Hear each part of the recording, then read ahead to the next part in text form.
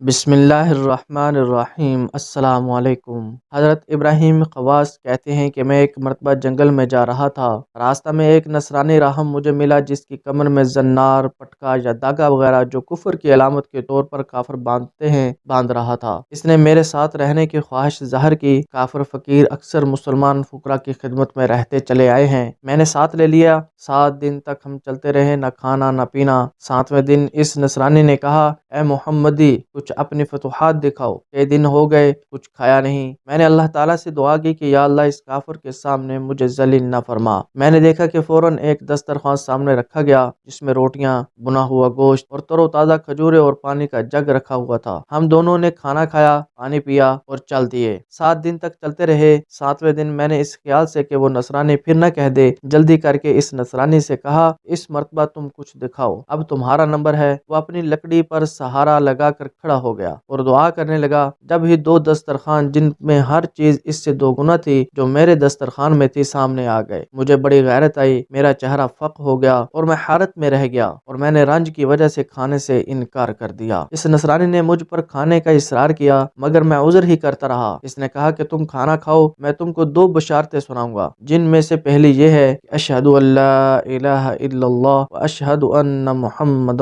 رسول اللہ، میں مسلمان ہو گیا ہوں، اور یہ کہہ کر زنار توڑ کر پھینک دیا۔ اور دوسری بشارت یہ ہے کہ میں نے جو کھانے کے لیے دعا کی تھی وہ یہی کہہ کر کی تھی کہ یا اللہ، اس محمدی کا اگر تیرے یہاں کوئی مرتبہ ہے تو اس کے توفیل تو ہمیں کھانا دے۔ اس پر یہ کھانا ملا ہے اور اسی وجہ سے میں مسلمان ہوا ہوں۔ اس کے بعد ہم دونوں نے کھانا کھایا، پھر آگے چل دیے، آخر مکہ مکرمہ پہنچ گئے اور وہ نو مسلم مکہ میں ہی ٹھہر گیا، وہیں اس کا انتقال ہو گیا۔ انا للہ و انا الیہ راجعون۔